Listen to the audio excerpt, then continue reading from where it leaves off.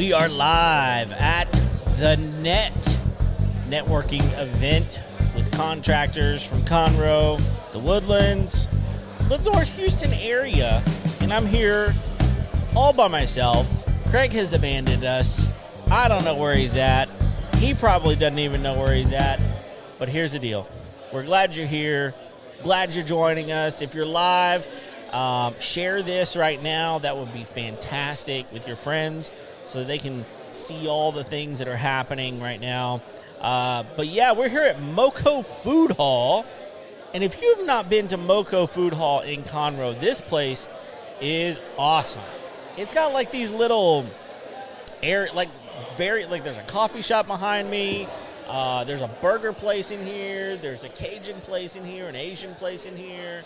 There's just all kinds of different food places inside here. It's air conditioned. It's out of the rain, which is raining right now.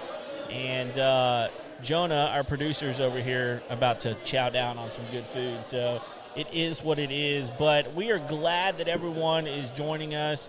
And we're just going to interview some people today, get to know some people and their businesses.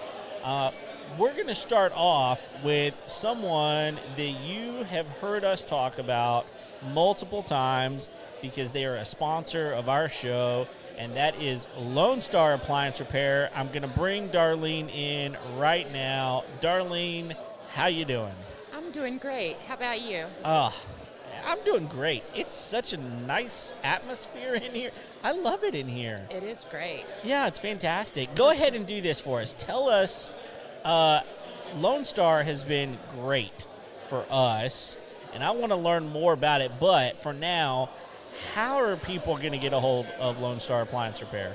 You can call or text 936-647-2364. All right, that's it. Just call them, text even? Even text. Wow, that's super simple. Man, I think that's like a new thing where people can actually text into a quote-unquote business line, you know, and still get someone on the other end respond to what's going on. You know, I don't know. We live in a world where sometimes people don't want to call or they think about calling. It's a weird time. Like, I don't know what they're doing. Maybe they're on the bathroom. I don't know. They're trying to, I don't know. I actually had a customer text me at 11 o'clock on Sunday night. Oh, wow. And my phone went off, and I responded to it. Did you really? That's the way I am. Look, that is a whole new level of customer service, y'all, because most businesses, I mean, when they close, they're closed. And they should be on some level, but at the same time, if you're focused on customer service, you're focused on customer service. And that's us. That's y'all. Tell us a little bit about what Lone Star Appliance Repair does, and maybe just a little bit about the business, I guess. Sure. We work on all appliances within the home except for hot water heaters. Okay. That's the only thing we don't work on. Okay. We repair, we install. We have our fair share of all of this. Okay. A lot of refrigerators at this time of the year go out because it's so hot. Right. So we get a lot of refrigerator calls and wine coolers, wine chillers, things of that nature. We work on all of them. We have been in business since 2017. I have been the office manager since 2019. Okay. It's a great business. Wow. We are family owned and operated. It's good. You just do things right. Yes. You know, I think we've talked about this on the show before, but I think a lot of people just don't. I think they feel like appliance repair is gone. I think things are disposable more than they used to be. Like, for instance, you used to repair your computer, and now you just go get a new one. You used to repair, I don't know, something, and now you just get a new one. I think a lot of people do that with appliances. They think, my appliance has stopped working the way it should. It's time to go get a new one. But a lot of times, it's way more cost-effective, and you don't have to go buy a new appliance, figure out what to do with your old appliance. Does it fit? Is it the right color? Does it match my other appliances? All these things. Just get it repaired, right? Honestly, yes. And we found this out especially during COVID. Okay. There was the part with the shipping supply Oh, yeah. and all of this, and nobody could find new appliances. So we have select vendors that we can get parts from that is really has served us well. We never skipped a beat during COVID. Really? Not at all. Amazing. Yeah, because, man, you couldn't hardly get a refrigerator to save your life. Exactly. I was looking on certain big box stores' website for an outside freezer, and it was 6 months out. Oh, my goodness. That's insane. I mean, if you need a freezer, you need a freezer. Exactly. I mean, most people, like, if you're like us, I mean, we got food in our freezer that if it goes out, I mean, there's hundreds and hundreds of dollars worth of meat, vegetables, and stuff that we've maybe put up ourselves that I want to eat it. Exactly. You know, and but I don't want to eat it today. Well, and the one thing about it, we offer someday it's same day service. Oh, really? Oh, yes. Okay. We do try same day. Okay. And when we get that call, where can we fit these in on? Sure. And I assume that some are more priority than others. Refrigerators technically are priority. Okay. Because you can live without a dishwasher, a microwave for a day or Right, so. right. But you're not living without refrigeration. No. That's just... Yeah, so, I mean, do you find that people, and I don't know, you may not know because of the industry specifically that you're in, but I think that, like, for example, a lot of people, they outfit their kitchen with a microwave, a stove, the oven, the refrigerator, the dishwasher, and they all match, right? And it's like anything else. From year to year, those appliances change. They have new designs. They've got new colors. They've got all this kind of stuff. And so, hey, what's up, Patrick? Everybody's coming by. I think that, are you finding that people will just replace all of those things? Right now, I think people are more cost conscious. Okay. So they're wanting to kind of repair and hang on just to see. A lot of customers I'm finding that I speak to are unsure of, should I pull the trigger on buying something new or what's more cost effective? Sure. More people are finding that instead of buying new, it's actually cheaper to just have it repaired. Sure. Yeah, well, and honestly, it's less time consuming. Absolutely. I mean, you don't have to go find something, figure out, is this the best product? Does it match? Is it, all of those sorts of things. It's of course cheaper. Of course. Without a doubt. Exactly. Okay. Well, here's one thing that we have to talk about. This is a long-standing debate with me and Craig, okay? And I am certain of the answer, and he feels certain of the answer as well. I'm sure he's wrong. But I need you right now to run interference on this and give us the definitive answer on this question. Are you ready? I'm ready. Is a sink an appliance? No. Yes! All right, the internet, all of you out there, you have to understand this is one more example of me being right and Craig being wrong. I mean, who in their right mind thinks that a sink is an appliance? It's not. It's not an appliance. Now, could there be an appliance connected to a sink? Absolutely. Maybe even more than one. Correct. Okay, like a garbage disposal. Correct. That is an appliance, correct? Correct. Dishwasher, obviously. Yes. Okay. He has in his mind that a sink is and should be an appliance. Now, so this brings up another question that I've got. What defines an appliance? Normally it's something that you plug in. Okay, that's exactly what I said to him. But again, so this is number 2 on the same issue where I'm right, he's wrong. You have to plug an appliance in. It's got some sort of energy, electric power that comes to it. It doesn't have to be electric. It could be gas. Could be. Right? Like a gas dryer. Stoves, ovens. Absolutely. There's plenty of things that run off of natural gas or propane, or I guess other gases that you're probably not bringing into your house. But, wow, man, I feel so vindicated right now. This is what it feels to be right, Jonah. This is what it feels like. I know the feeling often, actually, but this is one more moment. Thank you for clearing up this long-standing debate. There is no more debate. No. No more debate. The other thing that's interesting that Craig is emphatic about is that microwaves are of the devil. He believes that they are going to fry your brain and nothing good comes from microwaves. Now, I will say this. It is not the best way to have nice, good, warm food. I actually have a funny story about Bring this. it on. So, Christmas, the year of COVID 2020, we were all supposed to be socially distancing and this, that, and the other.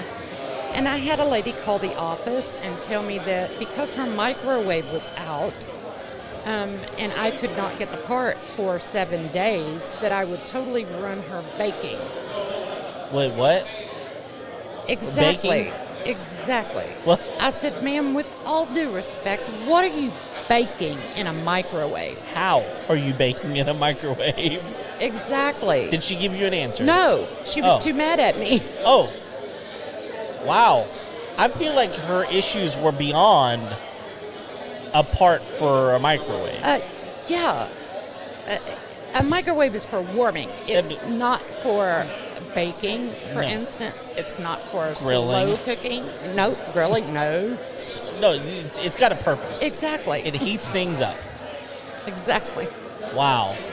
Now so Craig, again, going back to him for a minute, like he just thinks that nothing tastes good out of the microwave, which I'm going to agree on some level. It's not the best option. But he also just thinks that there's something weird that it does to your food, and therefore we're going to grow like extra legs or something. I don't know. But here's the thing that I would say about that. So my daughter, have you seen these warm-up stuffed animals? No. You've seen them? Jonah's seen them. Okay. So they're basically like heating pads that don't require power source. You put them in the microwave, you heat them up, and it retains heat. Like, I know some people will even make them, and they'll use like deer corn and different things like that because they retain heat. It's basically that concept, only it's a stuffed animal. And so my daughter actually has been using one recently. I don't know, like she had an earache at one point, and it, she could lay up against it or whatever, and it was just this nice, cozy thing for her. And here's the deal, Jonah, you just cannot put that in the oven. Absolutely to heat it up. I can tell you, I have balls because I have rheumatoid arthritis. Okay. So I have balls that are filled with rice, just dry white rice. Yeah. That I put in the microwave Sure. on cold days, and that can help with my joints and my hands. So you couldn't. No. How else are you going to heat that up? There is no other way. There's no other way. You got to use a microwave. So they do have. Okay, one more thing I'm right about. Okay, man, we're on a roll tonight. I'm so glad you're here and clearing up all of these issues. And without Craig here to defend himself, it makes me so happy. So that's great. Well, let me ask you this. What else, is there something, that you would say you probably don't normally think about repairing this for whatever reason, but we will repair that? Do you have anything like that you can think of? Trash compactors. Oh. Those were a big thing back in the 70s and early 80s. Oh, sure. And we have been getting several calls for homes out in Montgomery, which is shocking because Montgomery was 2 homes. Sure. Yeah, it's blown up. Exactly. We live out there. It's blown up. Exactly. Like Conroe. Yeah. So we've been getting calls for trash compactors. Wow. We get a lot for wine chillers. Okay. A lot of people don't realize that if it fits under the counter, we fix it. Ice machines. Okay. That's another one. Yeah. Just things that people don't normally think of. Right. Well, I would say give you a call. Oh, of course. Just call Lone Star Appliance Repair. Tell me the number again. It is 936-647-2364. There you go. Because you never know. It would be better to have a conversation. You're going to answer the phone, even at 11 o'clock at night, you're going to potentially reply to a text. Ask the question, and then make an informed decision. I'll tell you, we had a washer. We bought a new house. The house came, the previous owners wanted to leave their washer and dryer. It was a much nicer washer and dryer than what we had. And about 6 months after we lived there, the washer went out. Perfect. So they said it had there was something wrong with the motor. It had like an onboard computer that told us that. So we actually called. I don't know. It may not have been Lone Star. That was probably our problem. But we called someone, an appliance repair. They came out, and sure enough, it was going to be the motor that needed to be replaced. And the motor was going to be like $500 or $600. Well, I could go out and buy a brand new one for about $750, $800. And this one was about 10 years old, and so I made the choice to do that. But had they said it was going to be $200, $300, maybe even $400, half price of a brand new one, I would have done that all day long. I'm going to tell you something that's surprising. Okay. Most people don't know that motors on washing machines and compressors on refrigerators have a 10-year automatic manufacturer warranty. Oh. Really? Yes. And so no matter what? No matter what. You're probably within warranty, yes, most likely. As long as it's not 10 years old. Okay, as far as motors and compressors on refrigerators. And all of that kind of stuff is within the, like you can just look at the model number and figure that out, right? Yes. So you don't even have to have a receipt for it necessarily. No, you can call up the manufacturer, give them the model and serial number, and they can tell you when you bought it. There you go. That's awesome. I bet, had we called Lone Star Appliance Repair, we would have not bought a new washer. Because I bet it was within 10 years. Wow. Man. Well, not only did they lose a sale, we had to replace something that was working. Stuff like that's frustrating. It is. You know? And a lot of my customers that call me, that's something shocking that they find out. Absolutely. Because not many consumers are aware that it's automatic. Right. That's amazing. Well, thank you for taking the time to sit down with us and, relay the message that we're so thankful for the sponsorship of the show. Lone Star Appliance Repair, located right here in Conroe, and they service all of the neighboring cities as well. Yes. And give them a call. Tell us the number again. It's 936-647-2364. There it is. All right. Well, Darlene, thank you. It has been a pleasure. I'm so thankful that you can confirm my rightness on things. And thank you for coming. And I'm going to let you go hang out again. And if you'll find the next person, I think someone right over here, tell them you're done, and we'll have someone else sit down. Absolutely. All right. All Thank right. you. Thank you. All Thank right. you for having me. Absolutely. So, yeah, you can just put those right there. Great. Man, that's it was so much fun talking with her, and I think that so many times we just don't think before we start making new purchases. And it's not because we want to make new purchases. Sometimes we just don't know that there is a different way to do it. So Lone Star Appliance Repair, we're very thankful for them sponsoring our live events, which has been fantastic. So I don't know, Jonah. I think we're supposed to have someone else showing up, sitting down. But I don't know. We'll have to wait and see. We're here at the Net, and it's a networking event, which is why it's called the Net. And there are all sorts of contractors. And so for those of you who haven't been listening to us forever. Hold on, let me get Adrian's. We're going to have to get Adrian's attention, tell him to send someone else over here. Let's go. You got someone else for us? I don't have a microphone. We can try it. Here, we're just going to, don't turn anything off, Jonah. We're going to take a break. I'm going to look. I don't think we have a microphone for the net, but we might. Hang out with us. We're going to take a 5-minute intermission. We'll be right back. All right. Well, we are back. I was unable to help figure out their microphone issues over there. We got all the stuff here at the homeowner show, even for our live events, but we don't always have stuff to help other people. But that's okay. So we got someone else coming. Buddy will be here in just a few minutes. What I was going to say is I think a lot of people, if you've not been listening to our show, might not know exactly what we're here for.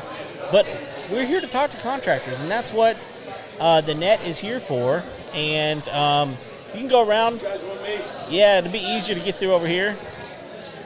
How are you? Can I get on this? You can listen. What? You can get on in a few minutes. Okay. Let me know what. Tell Adrian. Tell Adrian you want to. Adrian's the guy? Adrian's the guy. He's my he's the one feeding me. So just tell him you want to get on. Where's your car? Hey, I don't know where he is. He's MIA. Buddy, if you'll put on those headphones, pull that microphone all the way up to your mouth there, and we will rock and roll. Something like that. That's it. Pull it just a little closer. There you go. Up and at 'em. All right. You got it. Perfect. How you doing, man? I'm well. How about you? I'm doing fine. I'm Kevin. You and I have met before. We have. All right, and I you remember me. Wow. Marketing guy, right? I do some of that. So, Craig's not here, so it's just you and me tonight. Okay. So, hanging out at the net, chilling, all that kind of stuff. You actually coach a lot of these people. I have. Have. So tell us a little bit about you and what you do. So, first, Action Coach Business Coaching. Okay. It's a worldwide franchise. Okay. So we probably have 1,000 plus coaches or firms, in about 70-ish countries or so. Wow. And I'm with Action Coach North Houston. Bob Keplinger is the owner of the franchise, and I work with him. And I've been there. I'm in my 5th year with him now. Okay. And so, lots of, without getting into the history of the net and Biz Connection and everything else, but I've been around for all of that. So it's about a 4+ year journey now with the networking entities and working with everybody in it that I can. Right. Okay. So when you say coaching, what does that look like? If I'm a business owner and I want to be coached, what kind of service does that look like? So I think maybe a better way to answer that would be a lot of business coaches come over from a corporate gig. Okay. 30 years in corporate America, and they accomplish X, Y, and Z. All great stuff and important stuff. I myself was a plumbing contractor in Washington, D.C., where I come from, for about 25 years. So I did the small business journey. And so I think when I go all the way back to that young man, and if there were business coaches around, I know for a fact my life story would be phenomenally different and more successful even. And I was very successful as a plumbing contractor, but I suffered all the blues about, 60-hour weeks and no vacation and all the stuff that I hear from clients that come to talk to me. And I think there's a bit of a stigma around it, that it's kind of like, well, I'm messed up, so I need to go see a therapist, or I suck at business, so I need to go see a business coach. And if I could go back to my younger self, I would feel like, oh, God, this guy is going to see how dumb I am, or I should know all of this stuff. And all. When the fact is, we're good plumbers, we're good dentists, we're good florists, we're good at whatever we do, and nobody learns business. So I wasn't a college guy like those corporate guys were, and I assumed they learned all that stuff. And the MBAs, et cetera, that I've met in my coaching career all have said they teach us none of this stuff in college. Wow. And so every business owner does not have these business basics that we provide. And so to answer your question about what it looks like, is we have a structure and a platform that we coach on, but we meet you where you are. Okay. And so what are your top challenges? Let's dig in and start whittling at them, give you strategies. And coaching's different from consulting. Okay. Consulting, let's talk about that. We're going to come in, consultants are going to come in and do it for you for a weekend or 5 days and bill you and leave. In coaching, we make you, with our help, figure it out so you learn and can keep that knowledge forever. That's a huge distinction, and one that I hadn't really thought a lot about. But I think that you're right. I think it's almost like counseling. Some people have this negative stigma about counseling, when honestly, a good counselor is just going to be someone who listens and helps you think differently. Yeah. And a coach is going to do something very similar. They're going to listen to what's going on and help you maybe strategize around something that you may not you're just not skilled at. Because here's the truth. Like if I'm a roofer and I know how to swing a hammer, I'm really good at swinging a hammer. But like the rest of it, I gotta invoice people.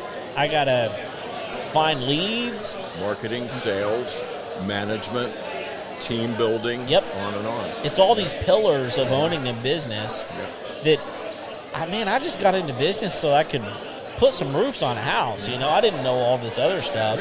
And so you have to do one of two things, and maybe combine them, is you got to figure it out, right? Or you got to find someone else who can figure it out for you. Or with you. I would say, the other thing that I want to point out is that the coach is going to be a confidant and a friend, but also a coach. Like, drop down and give me 50 kind of thing. But it's like the advantage that I have, especially having been you, my client before, is that you can't see the forest for the trees. And the forest is on fire half the time. Right. And I have the advantage of seeing it from the sidelines and say, wait a minute.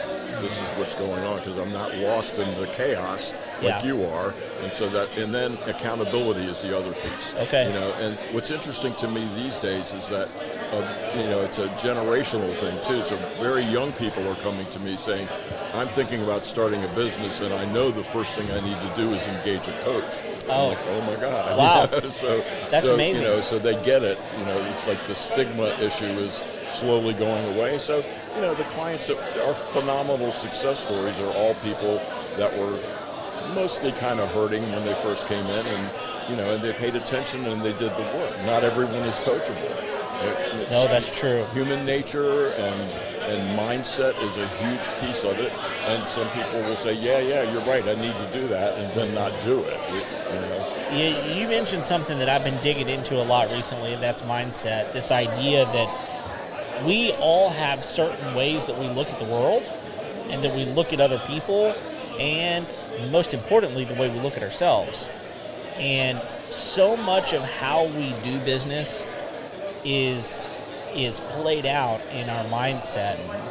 And so working through that it's not just, someone else tell me how I should think. It's not that. It's an attitude. It's a world view. It's a visionary type of thing. Absolutely. And those are things that, honestly, I don't know how else you're going to learn that kind of stuff unless someone talks to you about it. It's central to everything that we do. And, I always joke around and self-effacingly say, I love mindset stuff. Why do I immerse myself in it? Because I need to. Sure. Because I struggle with those things. And so we all show up with all this head trash rattling around, and then we go into business, and it's like the customer's the enemy or the employees are the enemy, and it's just totally wrong mindset. And so, when you start to think in terms of what does the customer want, how to speak to them in their language, what do the employees want, are you including them in everything, how to build the team, we have steps for that, how to build systems, we have steps for that, and every time we turn around, there's a kind of a mindset piece to it. Man, that's huge. The other thing that I've been learning about recently is I think that so many business owners, they see themselves as this massive essential cog in the entire process.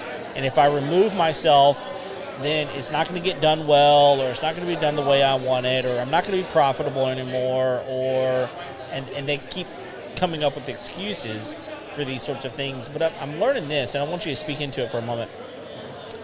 I think that we try to figure out how to do things over and over. How am I going to do that? How am I going to figure that out? All these sorts of things. And I'm finding that it's really less about the how, and it's most of the time about the who. Who can really step in and make this what it needs to be? It doesn't have to be me all the time. Wow, I mean, that just brings up so many things, and so, I mean, I love it when I have a breakthrough with a client early on where we can smile at one another and say, actually, if we're honest, we're control freaks, aren't we? And then most all of us are. And then there's ego around that business ownership, right? My company, my way or the highway, and all that kind of stuff. And so once you get beyond that, what is so wrong with surrounding yourself with people that are much better than you? Wow. And so, one of the questions we ask a new client is, when is your business going to be finished?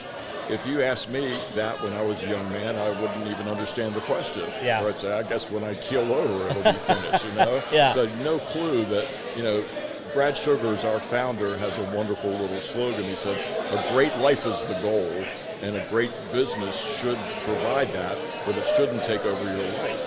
And my personal opinion in American culture, we have lots of isms and addictions, but workaholism is America's honorable addiction. Wow. Right? And so we give some credence to that, I don't have a life, I work 80 hours a week, I haven't had a vacation for 10 years, like it's something to brag about. Right. That's insane. Right. But I was that way once upon a time, so I get the Sure. mindset, and I appreciate the need for the mindset shift. Sure. It's important. No, it's so important, and I think that if you're going to grow, if you're going to scale, if you're going to find a way to be a business owner instead of a business operator, those are two very, very different roles that you can play, and many people try to play both of the roles, and they find that their family is suffering, their health is suffering, so many things in their life are taking a nosedive. And I think if they would sometimes step into someone like your office and just say, man, look, my business is thriving.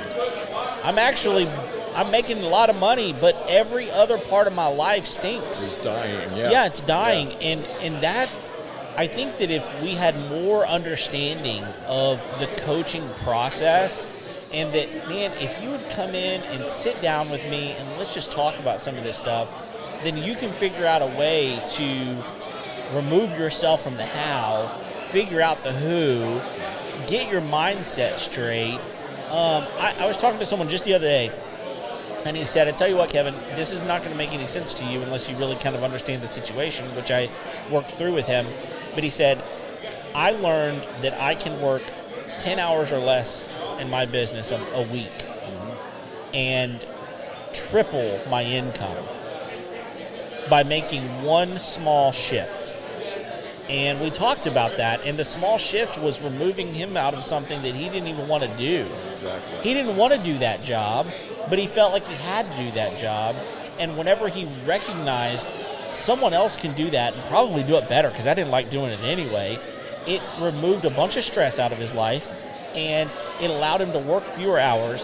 His family was happier because he was around more often, and he was making more money. Yeah. I mean, sadly, back to that workaholism, the honorable addiction. I mean, the health ramifications, the divorces, the financial ruin, it's really sad and frightening. I mean, I write a blog now, and one piece I did recently was on business owner burnout. Okay. And the last one I did that I submitted today is the Pareto principle, the 80-20 rule, right? Okay. And so your example was somebody who finally got it, that 20% of the effort is going to produce.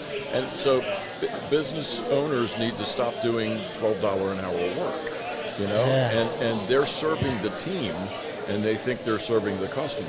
Right. Business owner serves the team, The team serves the customer. Wow. The customer serves the business, and the business serves the owner. Man. That's the proper cycle. That is gold right there. And the ego says, no, I got to serve the customers because they can't do it right. So now you're paying people to watch you do their jobs. The insanity is rampant. I mean, it really is. No, you're exactly right. I was guilty of it, so I have empathy, but I need to stop people from doing it. You've been there, too, in your own business. And it's just this idea of, you know, if you want to be super successful in your business, you have to kind of figure out what you want your business to look like. There are certain people that I think do want to work 40 hours a week. Okay, well, if that's what you want your business to look like, there's ways to make that happen. But if you don't want to do that, which is what most business owners get in business to do, is to remove themselves from working 40-hour work weeks, then you're going to have to make some dramatic shifts. So they go into business and they kind of create a monster, whether they know it or not. And some don't progress beyond that for years or decades, or they quit, or they go out of business, or they have health issues, you know, unless and until they get it. So to your point about, you could choose to work 40 hours a week, but it has to be a choice. So I own this company. I don't need to come in all week.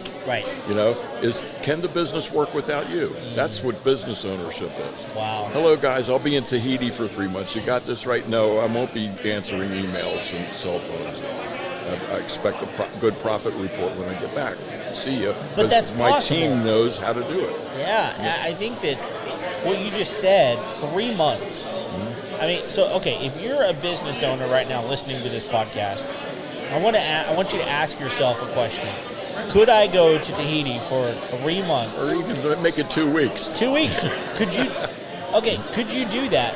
But could you do that and your business actually grow? Let alone just function, not die, not like the house is on fire. I'm talking about growth, even if you're not there, because it's possible. And, you know, it's baby steps, right? So back to the control freak issue. If we're honest about that, let's take a 4-day weekend. We're going to be geeking and going through withdrawals a little bit about how's it going, but you need to discipline yourself to be able to do that. Chances are it'll survive and be fine, you know. And what's the worst that could happen? Think it through, right? Well, and I guess if you hire the right people. Exactly. And you build a culture around the type of business that you want to have. You know, I think that people that build businesses that have good culture in them, you retain your employees. They love you. They want to make you happy. The customers are happy because they're happy.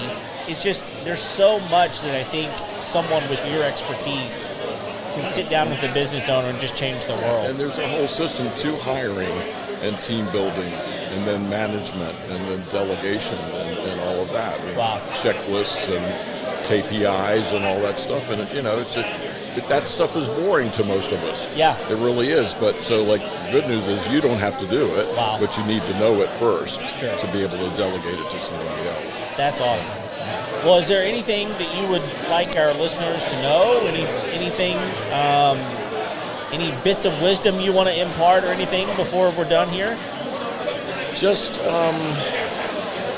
take us up on what we call a business strategy session. Take me up on it. And so it's a little bit involved, but I would like to give you 90 minutes of my time to do a business strategy session with you. And there's a few steps to that. One, I'll send you what we call a business background questionnaire.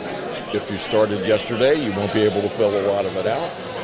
You fill out what you're comfortable with filling out. Everything's confidential with us. And you fill it out to the best of your ability and send it back to me.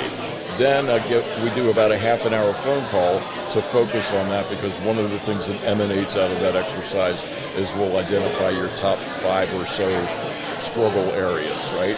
And so that way, when I do bring you in for the 90 minutes, we're laser focused on getting results for you. And so we're going to give you strategies to tackle those top problems and have a conversation and just, you know, maybe address some of that head trash or some of that mindset stuff for 90 minutes, and there's no obligation whatsoever. 90 free minutes. Am I going to talk about coaching for the last 2 minutes? Absolutely. And you should. And no is a complete sentence, and I get that. Yeah.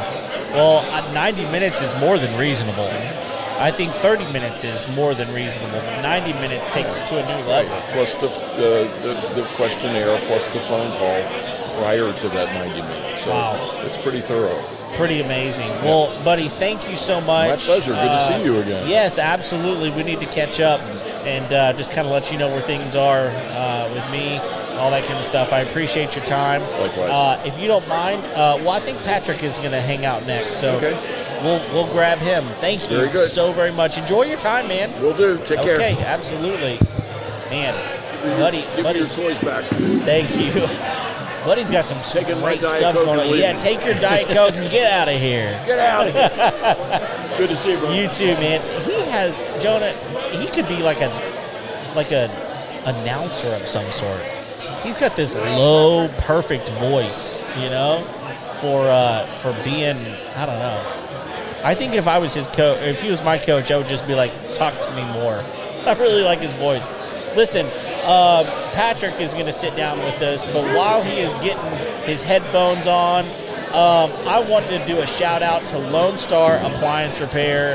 They are our sponsor for tonight's event. We heard from Darlene just a little bit earlier, and we just want to let you guys know that Lone Star Appliance Repair does unbelievable work. They are local here in the Conroe area. They work all over the area. Don't go just buy a new appliance. Let them come in and repair it for you. You can get a hold of them pretty easily. Their number is 936-647-2364. That's 936-647-2364. Give them a shout. Darlene will take care of you, and they would appreciate your business. Patrick, what's up, my friend? Hey, how are you doing? Man, I am doing fantastic. It's been a minute. Okay, is the sound okay? Sounds great. Do you hear yourself? Yes. Then you're good. That's the main thing. Yeah, but I get a lot of resounding noise voices in my head. Is that the same? Well, no, that's different. That's not the headphones problem. Okay. Man, it is good to see you again. It's been a little minute, but it's been a little while, but I've been watching your shows. Okay. You guys are doing great. Thank you. We have a good time doing it. So tell our listeners, if they haven't listened to the episode with you on it, I don't remember when that was. It's been a while. Yes. But tell people, give us your name and tell us what you do. Okay. My name is Patrick Morales. I'm a mortgage broker with Nexa Mortgage, serving everywhere in Texas. And then, of course, I can go to almost every state except for Massachusetts and New York if I have to. Okay. But most of my work is here in Texas. I did have a deal that went into to Connecticut, and one that went to Florida, and one that went to North Carolina. So wow. I can do it. Okay. So, great. And as a mortgage broker, I work wholesale with a whole bunch of different lenders. So as long as it's mathematically possible, legal, I'm not going to jail for anybody, and moral, I like to sleep at night, right, I can get it done. Okay.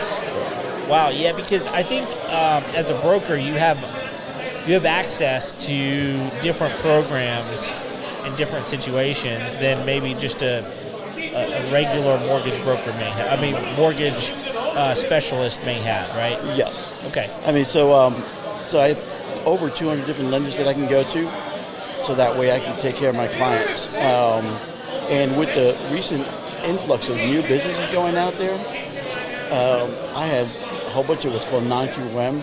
That's non-qualified mortgage, basically not standard. Okay. So you get a business person who, they got a whole bunch of write-offs, so it doesn't look like they're making money, but they are making money. Right. I got statement loans that can take care of them, and it's a wonderful option versus trying to find a way to get a regular loan. I let the business keep doing their business thing, making their money the way they do. I just find them the right loan to take care of them. Okay. So where is the mortgage rate right about now? Because I know it's just been nuts over the past year. Okay. So a lot has changed in a short period of time. Okay. I mean, basically doubled. Oh, wow. More than double. So right now, if you go online and you go to Bob the Big Mortgage Company, they'll quote you a great rate, but you read the fine print. That great rate is if you put down 25%, have a 740 credit score, your mortgage is at least $250, if not more. Okay. Okay. And you're paying 2 points. Oh, you're paying for points. You look at that, and they're doing 2 points. So with those online people, I can almost always beat them. Okay. Right now, if you want a good rate, you're going to have to pay some points down. Okay? Sure. So that's unfortunately the way it is right now. Historically, it's a little bit more back to normal. I hate to say it that way. Yeah. Well, those 2.5% mortgage rates that we were seeing 2 and 3 years ago, those are phenomenal. It's just like unprecedented. Yeah, definitely. And I called up a few of my customers that I got into 2.5 and said, "How do you like me now?" Oh yeah. Oh yeah, for sure. So they're happy, and now they're thinking, okay, what about if I have to move? Give me a call. I'll show you the numbers. I'll show you how it works. Okay. Because yes, if you go move somewhere else, your your rate's going to be higher. It's going to be higher. But for the last several years that you had this great rate, you actually put more down on the house. Okay. More down on the mortgage, so that way your principal went down. Throw that in with the unprecedented value increase in the Houston area. Yeah. You're in a great position. You're still in a good place. Right. Yeah. So. Okay. What about if I'm a first-time home buyer right now? What is that like? That is very challenging. Okay. Okay. Right now, I've seen the stresses on credit ratings get stronger. So you need better credit rating to get a good rate. And the good rate right now is higher than it was a few years ago. Right. Okay. Are we in the 6s? Okay. 7s? Without paying points. Yes. You're in the 7s. 7s. Okay. Okay. You pay a point. Maybe you get down to 6.5 or so. Okay. Give a range 6 to 6.5 or a point, okay. Point and a half, maybe a little bit more, but there's less flexibility with the interest rate. With your credit score. Your credit score is not good. It's going to hurt. Right. Okay. So there are those challenges, but there's always a way. And to give you, you know what? Let me give you a tale of two buyers. Okay. Two buyers, both about the same credit rate, same credit score, same rate they were looking at, which was high for the time. Now it's low. Okay. But high for the time, about 3 years ago. One of them, actually both of them, I told them, you got to buy now because you're ready. You can do this. Yes, the rate's not where you want it to be because the rates everybody else was getting 2.5, 2.75, and so on, right? But I said, look, yours in the fours. So they're like, I said, buy the house now because things going to happen. So one bought, the other one did not. The one that bought, now their house is up over $60,000 in value, and they now have a great rate. Okay. Same rate, but now they have a great rate, and they have $60,000 worth of wealth added in this few years.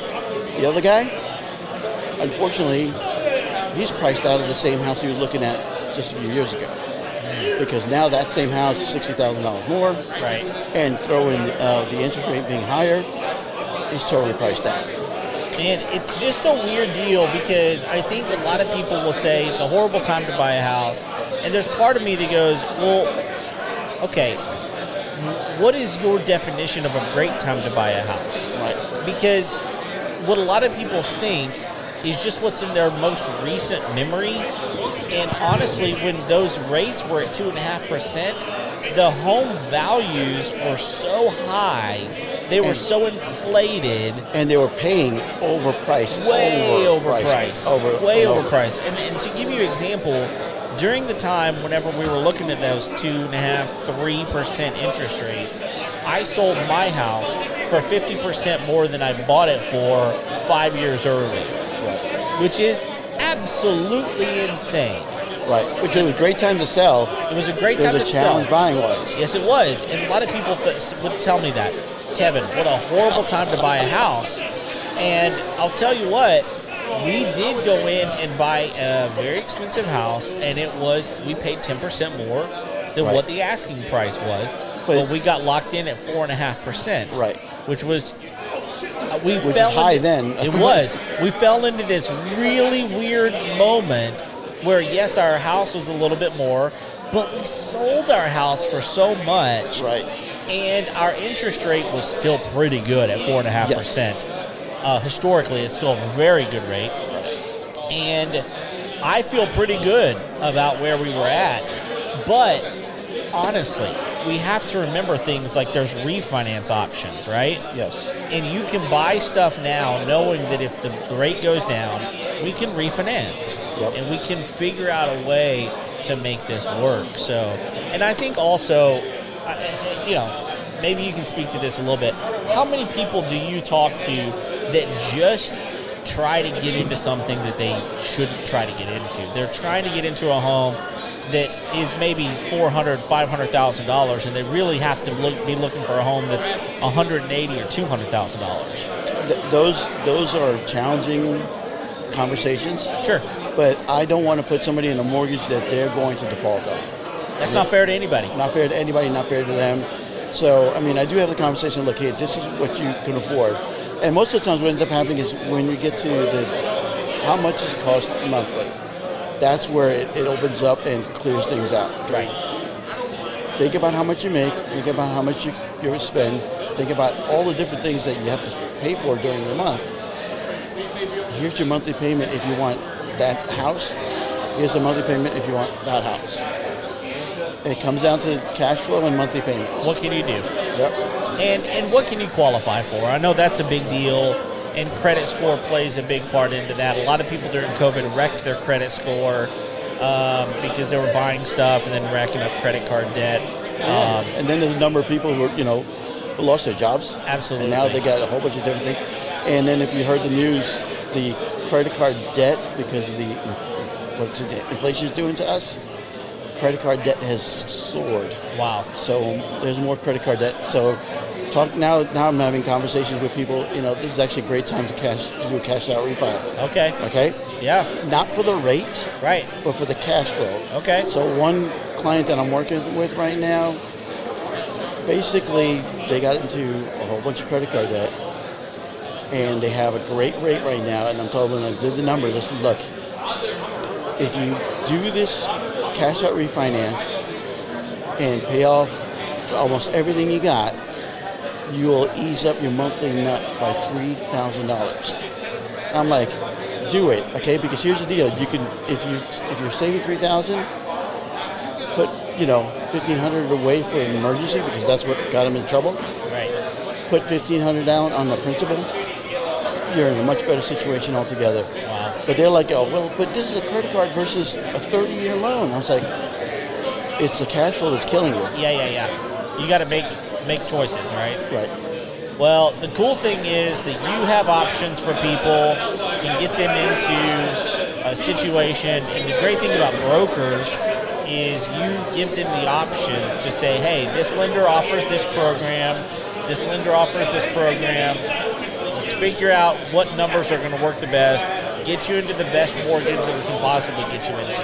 Right. Get them into the house. Right. So when it comes down to it, for most people, they're buying a house to live in. Right. And I try to convince them, look, you're buying a house to live in. You're not buying it for an investment. Now, right. Investors is a different story. That's different. Yep. And I can tell you a story about that one. Oh, sure. So I ran into this young person, Gen Z. Okay. Doing very well cash-wise. Okay. About 2-3 years ago, he got an opportunity to go buy a rental property. Fair price, good rate, great cash flow. His father convinced him not to do it because he's young, he might have to move, all this, all that. And now he's still thinking about buying a rental property, but the rates are much higher. Oh, yeah. It's harder to get into those mortgages now. Right. And I said, okay, so why don't you look up the house and see how much it's worth now? And he goes, I don't want to do that. And I said, no, do it, because you'll learn that sometimes you have to take on the opportunity when it shows up. Yeah.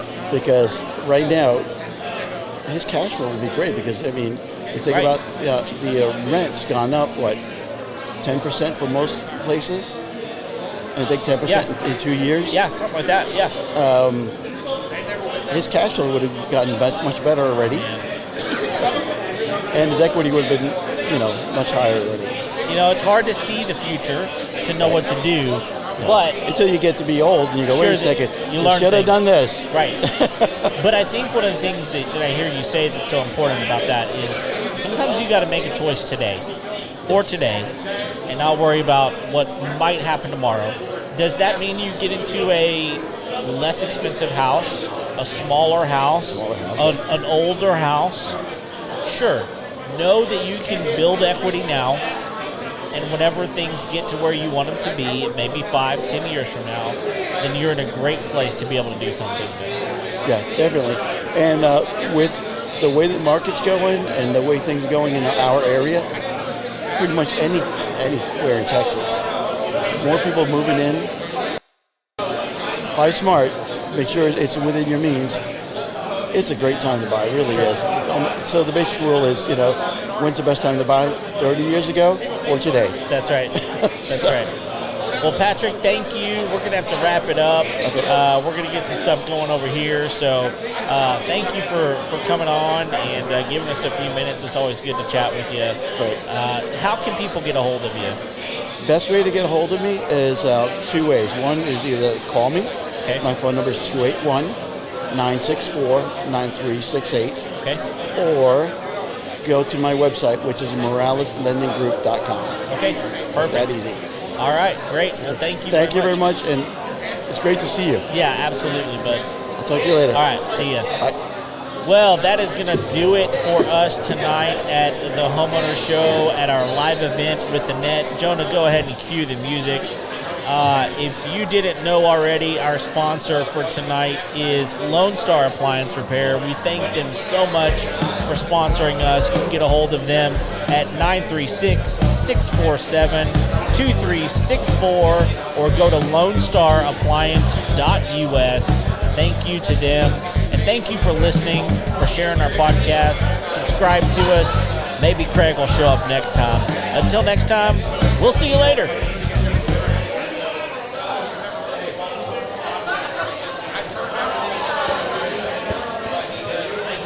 All right, buddy.